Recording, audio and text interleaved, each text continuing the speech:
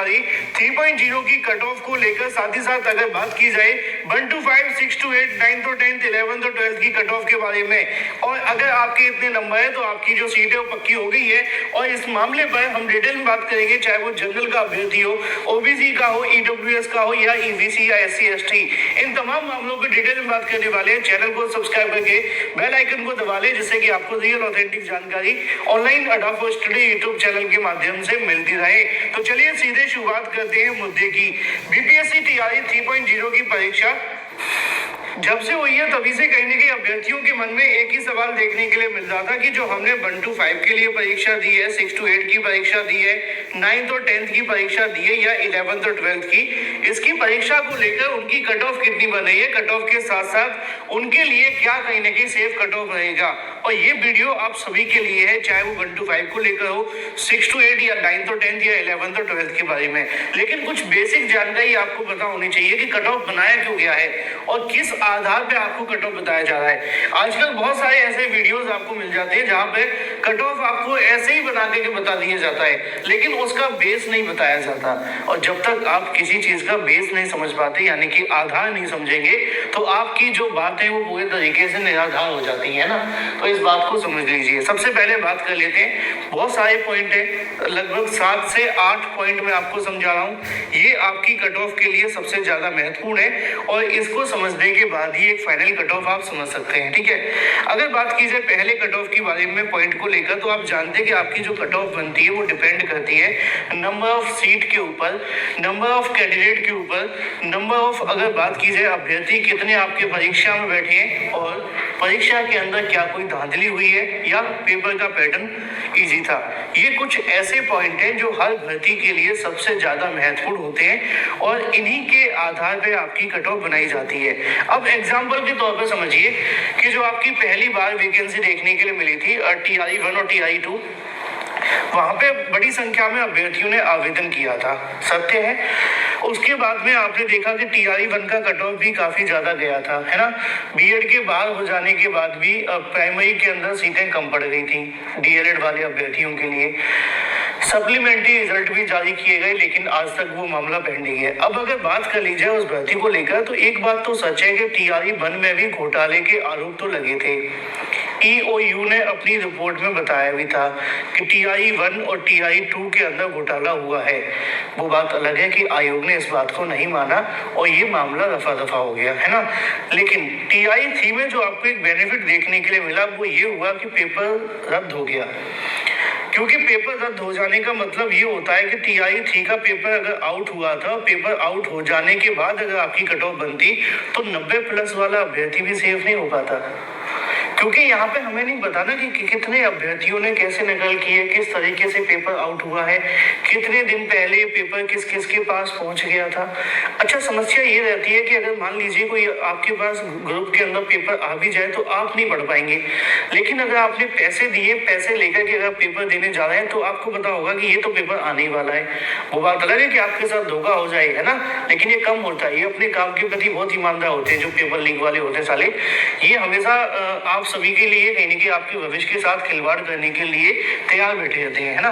तो इनके ऊपर कार्रवाई बहुत तगड़ी होनी चाहिए। तो फायदा ये हुआ कि टीआरई 3 का जो पेपर था ना आपका, वो कहीं ना कहीं रद्द हो गया था। दोबारा से जब आयोजित हुआ तो सरकार इस बात को समझ गई कि भाई एक बार बेइज्जती हो चुकी है, दोबारा बेइज्जती हमें नहीं करवानी है। इसलिए टीआरई 3 के अंदर अब दोबारा से पेपर लीक जैसी खबरें ना हो। आपने देखा दोबारा परीक्षा हुई, कुछ हुआ नहीं हुआ, कहीं पे पेपर लीक की जानकारी मिली नहीं मिली, ईओयू के माध्यम से कुछ बताया गया नहीं बताया गया। तो ये एक महत्वपूर्ण जानकारी है। तो एक चीज आपके लिए बेनिफिशियल क्या हुई इसमें कि घोटाला नहीं हुआ। और घोटाले को लेकर मैंने बताया था कि ये आपकी कट ऑफ डिसाइड करने के लिए बहुत बड़ा मुद्दा होता है। बहुत सारे अभ्यर्थी कहते हैं सर घोटाला करने से क्या हो जाएगा, मान लो 10% अभ्यर्थी ने घोटाला कर लिया। अरे भाई 10% अभ्यर्थी घोटाला मतलब समझते हो आप कि अगर आपके 10% यानी कि 6 लाख ने आवेदन किया है और 50,000 घोटाला करेंगे तो 50,000 सीधे नौकरी पा जाएंगे। क्योंकि आप मेहनत करके जा रहे हो, आपको नहीं पता कौन से क्वेश्चन आने वाले हैं। अब आप ज्यादा से ज्यादा 90 क्वेश्चन कर लोगे, अगर उसने 100 कर लिए तो याद करके कुछ भी कर सकता है। इसलिए घोटाले से आपको बचने की आवश्यकता है। और यही वजह है कि अभी तक ना तो आपकी आंसर की ना ओएमआर जारी हुई, क्योंकि जांच जारी है। ठीक है, तो ये एक महत्वपूर्ण पॉइंट था। तो पहला मुद्दा हो जाता है कि भाई पब्लिकली अभी ऐसा नहीं कहा जा सकता कि TI-3 में घोटाला हुआ है, जैसे कि पहली भर्तियों के अंदर आरोप लगे थे, इसके अंदर ऐसा बिल्कुल भी नहीं है। अब ये तो एक बात हो गई। दूसरी बात आपको ये देखनी है कि इस वैकेंसी के अंदर नंबर ऑफ कैंडिडेट कितने हैं। अब आपने देखा TI-1 के अंदर, TI-2 के अंदर और TI-3 के अंदर STET पास वाले अभ्यर्थियों को, नए छात्रों को मौका मिला है? आप कहेंगे नहीं मिला है। क्यों नहीं मिला है? क्योंकि जिन्होंने इसमें आवेदन किया था उन्होंने इसमें आवेदन किया है और वही अभ्यर्थी इसमें आवेदन कर रहे हैं। मुद्दे की और महत्वपूर्ण बात यह है कि इसमें जिनको नौकरी मिल गई उनको मिल गई, जिनको इसमें मिल गई इसमें मिल गई, बाकी के बच्चे STET अभ्यर्थी फेस में आ गए। तो नए अभ्यर्थी तो एड ऑन नहीं हुए ना बहुत ज़्यादा, क्योंकि अभी हाल ही में जो एस्टेट हुआ है इसमें बहुत ज़्यादा आवेदन हुए हैं, क्योंकि यूपी, बिहार, अन्य राज्यों के अभ्यर्थियों ने भी तो आवेदन किए हैं इस उम्मीद में कि नौकरी मिल जाएगी, है ना।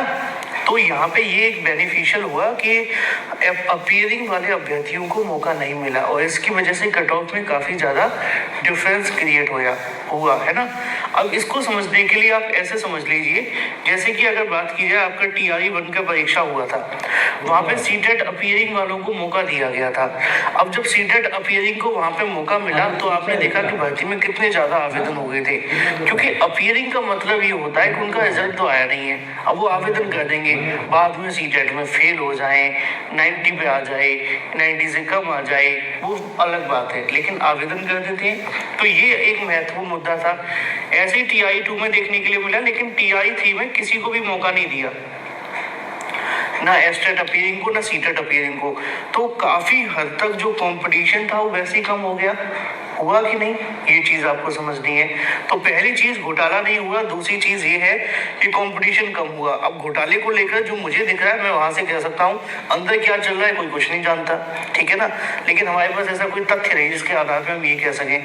एक न्यूज आई थी 20-20 हजार रुपए की नंबर बढ़वाने की, उसको लेकर तो आयोग ने खुद कह दिया कि हम इस पर जांच कर रहे हैं, ठीक है। तो ये एक अलग मुद्दा है। अब एक और बात आपको समझनी है कि यहाँ पे कैंडिडेट की संख्या तो ज्यादा बढ़ी नहीं है। क्या पदों की संख्या कम हुई है? क्योंकि मैंने आपको बताया था कि नंबर ऑफ वैकेंसी मैटर करती है। नंबर ऑफ वैकेंसी भी 87,000 के समथिंग है। क्या इनके पेपर का पैटर्न का लेवल ज्यादा नीचे था? तो उसका जवाब होगा नहीं। इजी तो नहीं कह सकते, इजी तो नहीं कह सकते, बट यस आप मॉडरेट टू टफ कह सकते हैं। यानी कि मॉडरेट टू टफ आपको देखने के लिए मिला था आपका पेपर, और इसके आधार पे यानी कि एक ऐसा अभ्यर्थी जो TI-3 की परीक्षा की तैयारी लगातार कर रहा था वही चयनित हो सकता है। कोई ऐसा भी नहीं है कि बस उठ करके जाए तो किसके शूटर की तरह और जाकर के एक हाथ से सीधा निशाना लगा दे, वो यहाँ पे नहीं चलता है, क्योंकि इसके लिए पढ़ना पड़ता है। निशाना तो तब भी लग जाता है। तो ये आपको एक बात समझनी है।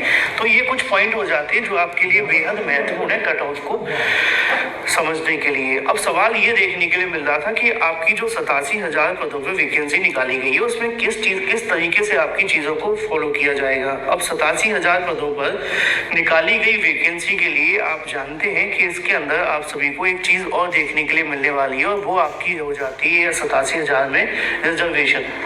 समझते हो रिजर्वेशन, जो आपका आरक्षण होता है। जब ये वैकेंसी निकाली गई थी तब 65% की बात कही गई थी, बाद में इसको बदल करके 50% पे ला दिया गया है। अब जो 15% यानी कि जो 65% आपकी रिजर्वेशन बन रहा था, ये सीधे तौर पे 75% हो जाता। 10% EWS भी तो जुड़ेगा, तो बाकी जो बचता 25% बचता। 25 में से 12.5% महिलाओं का था, क्योंकि बिहार में 50% सीटों पे महिलाओं का चयन होता है ना, तो 12.5% बचता। लेकिन जब ये 75% यानी कि 15% कम हो गया तो 50 बचा, तो टोटल अब आरक्षण कितना है? 60% है EWS को जोड़कर। बचा कितना? 40%। मेल के लिए कितना हो गया? सीधे तौर पे 20% मेल का, 20% फीमेल का। इनमें से 2 भाग हो जाएंगे कि नहीं। अब यहाँ पे पहले आपको 12.5% सीटें मिल रही थी, अब आपकी 20% हो गई है, यानी कि तकरीबन 8.5% सीटें बढ़ गई हैं। अब यहाँ पे सबसे ज्यादा जो बल्ले बल्ले हो रही है वो किसकी हो रही है? महिलाओं की हो रही है, क्योंकि महिलाओं के लिए जो पहले सीटें मिल रही थी जनरल के अंदर सामान्य वर्ग में 12.5% के समथिंग, वो बढ़कर के लगभग 20% हो गई है। तो वहां पे तो कट ऑफ बहुत ज्यादा कम जाएगा कि नहीं जाएगा। और वहाँ पे कंपटीशन भी कम है क्योंकि सिर्फ बिहार की महिला कैंडिडेट ही आवेदन करेगी। बहुत सारे अभ्यर्थी हमेशा कमेंट करते हैं और इस बात को लेकर नीचे भी कमेंट करेंगे इस वीडियो के नीचे कि सर आपको नहीं पता जो बिहार की महिला के अंदर ही बाहर की महिलाओं को मौका मिलेगा, जबकि उनको रिजर्वेशन पॉलिसी के बारे में जानकारी नहीं है। वो कहेंगे TRI1 TRI2 में चयनित हो गए, तो उनको ये नहीं पता कि TRI1 TRI2 से निकाल दिए गए हैं, नौकरी के बाद घर भेज दिए गए हैं। दिक्कत ये है कि जब वैकेंसी आ रही होती है तब तो हम एक्टिवेट हैं, वैकेंसी के बाद किसको कहाँ से निकाल दिया आप नहीं देखते। हमारा काम है, हमें शुरू से लेकर लास्ट तक की चीज़ें देखनी पड़ती हैं। तो ये एक मामला है जिनको अभी भी नहीं समझ आया मैं समझा देता हूँ। देखो होता क्या है, जो 50% रिजर्वेशन महिलाओं के लिए है ना, जैसे कि आपने देखा होगा हाल ही में राजस्थान में महिलाओं को 50% रिजर्वेशन कहा गया है। इसका मतलब ये है कि कोई भी राज्य सरकार अपने राज्य में महिलाओं को आगे बढ़ाने के लिए कहती है कि हम 50% सीटों पर महिलाओं का चयन करेंगे, 50% में मेल का करेंगे। अब 50% के अंदर ही हम आरक्षण को लागू कर देंगे, जैसे कि OBC SC ST EBC का, और मेल और फीमेल दोनों के अंदर हो जाएगा। तो ये वहाँ पे हो रहा है। असल में आप इस बात को नहीं समझ पाते। आप ये कहते हैं कि जनरल की महिला कैसे अलग हो गई, बिहार की महिला बाहर की महिला कैसे अलग हो गई, जबकि आप इस बात को नहीं समझ पाते हैं कि बिहार की महिला और बाहर की महिला इसलिए अलग हो गई है कि वहाँ की सरकार अपनी हर महिला को हर वैकेंसी में 50% रिजर्वेशन दे रही है, और वो 50% रिजर्वेशन सभी के लिए है, सामान्य वर्ग से लेकर SC ST OBC ST और सभी कैटेगरी के लिए। इसलिए बाहर की जो महिला है वो उस सीट पर चयनित नहीं होती है, और अगर कुछ चयनित हुए तो उनको बाहर निकाला जा रहा है, और काफियों को निकाल दिया गया है, और भविष्य में भी चयनित होंगे तो फिर निकाल दिया जाएगा। लिखवा के ले लो, ये सत्य है। समझ गए होंगे, समझाने की जरूरत नहीं है। अब ये तो हो गया आपके सीटों का सिनारियो। मतलब साफ सी बात ये है कि पहले जो 65% रिजर्वेशन जो 75 बन जाता है EWS को जोड़कर, जो आपका इतना रिजर्वेशन बन रहा था वो निश्चित तौर पे अब आप सभी के लिए बदल गया है, और बदल करके 50% रह गया है। तो सीटों में तो बढ़ोतरी हुई है ना। हाँ, EBC SC ST वाले अभ्यर्थियों को थोड़ा नुकसान हो जाएगा क्योंकि जो रिजर्वेशन वहाँ उनको बढ़ करके मिल रहा था वो थोड़ा सा घट जाएगा, लेकिन उस पर ज़्यादा फर्क इसलिए नहीं पड़ने वाला था कि वहाँ पहले से ही कट ऑफ कम जाती है। अब देखो सवाल ये है कि कट ऑफ कितना रह सकता है, इस पर आ जाते हैं क्योंकि बहुत सारे अभ्यर्थी कहेंगे। अगर 1 to 5 की कट ऑफ की बात की जाए पहले, तो 1 to 5 के अंदर जो एक सेफ कट ऑफ है PRT के लिए UR कैटेगरी में, तो लगभग अगर बात की है 78 से लेकर 80 एक सफिशिएंट कट ऑफ है। अगर कोई 80 से ऊपर है तो वो सिलेक्ट है, 100% सिलेक्ट है, ठीक है ना। और इससे अगर 1-2 नंबर पीछे भी है तो डिमोटिवेट नहीं होना है, सिलेक्शन हो जाएगा आसानी से, ठीक है। तो UR की कट ऑफ इतनी रहेगी। ये है मेल की। फीमेल की बात की जाए तो लगभग उनकी कट ऑफ 72 के आसपास जा सकती है, क्योंकि 3 से 4 या 5 नंबर उनकी कट ऑफ में गिरावट होगी फीमेल की में, ठीक है।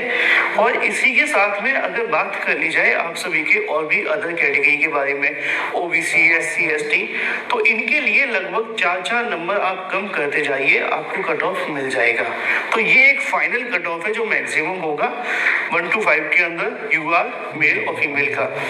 अगर बात की जाए 6 to 8 के अंदर कट ऑफ कितना जाएगा, यहाँ पे सब्जेक्ट ही बहुत ज्यादा है, एक एक करके बता देता हूँ। सबसे ज्यादा कट ऑफ आपको SST में देखने के लिए मिलेगा, और जहां तक मुझे लग रहा है लगभग 80 तक टच करेगा, ठीक है। 80 और 80 से थोड़ा बहुत आगे पीछे रह सकता है। ये एक सेफ कट ऑफ होगा SST के लिए। अगर मैथ और साइंस की बात की जा रही है तो इसके अंदर अगर आपके नंबर की बात की है तो 78 एक अच्छा स्कोर होगा, सिलेक्शन के चांसेस भी यहाँ पे बहुत हाई है। इंग्लिश की बात की जाए तो इंग्लिश के अंदर जो आपका कट ऑफ बनेगा वो लगभग 77 के समथिंग रह सकता है, जो कि सेफ होगा। हिंदी की बात करें तो हिंदी के अंदर भी आपको लगभग 78 ही देखने के लिए मिलेगा, और इतना नंबर अगर आपके आए तो आप सेफ हैं। संस्कृत की बात करें तो 76 पर आपका सिलेक्शन हो जाएगा, और अगर किसी ने नहीं सुना है तो वीडियो को थोड़ा पीछे कर लेना क्योंकि आपको समझ में आ जाएगा, ठीक है। मैं बार बार एक ही को लिखूंगा, बहुत लंबा हो जाएगा। तो ये आपकी मैथ और साइंस की हो जाती है। अब थोड़ी सी बात कर लेते हैं TGT के अंदर। देखो TGT में बहुत सारे सब्जेक्ट हैं, मैं आपको सभी के बारे में बताता हूँ और अपने लाइव के माध्यम से आपको रिप्लाई भी कर देता हूँ। अगर आपके मन में कोई सवाल रह जाए तो मुझे कमेंट करके पूछ लेना, मैं लाइव में आपको बता भी दूंगा या अभी बता दूंगा, ठीक है। अब TGT के अंदर सेफ कट ऑफ की अगर बात की जा रही है तो मिनिमम मैं आपको मिनिमम से मैक्सिमम के बारे में बता देता हूँ। TGT के अंदर टीजीटी में ऑलमोस्ट आपका जो कट ऑफ देखने के लिए मिलेगा वो सभी वैकेंसी के अंदर लगभग 75 प्लस जाएगा। 75 से नीचे एक आध ही ऐसी वैकेंसी इसमें कट ऑफ रहेगा। अगर आप टीजीटी में 75 प्लस हैं, यू आर मेल से, तो आपका सिलेक्शन हो जाएगा। फीमेल है तो 71 पे हो जाएगा। अगर आप ओबीसी एससी एसटी हैं तो सामान्य वर्ग की कट ऑफ से आप थोड़े से नंबर 4-4 5-5 नंबर कम करते जाइए, आप वहां तक पहुंच जाएंगे। तो ये आपका एक फाइनल कट ऑफ रहेगा टीजीटी के लिए। अगर बात की जाए पीजीटी के बारे में, तो पीजीटी यूआर की जो कट ऑफ आपको देखने के लिए मिलेगी वो लगभग, जो मुझे संभावित है, 70 प्लस आपके लिए सेफ रह सकती है। 70 प्लस पीजीटी के लिए, है ना, क्योंकि यहाँ कंपटीशन बढ़ा नहीं, घटाई है। और अगर बात की जाए यूआर फीमेल के लिए, तो यहाँ पे 66 और 67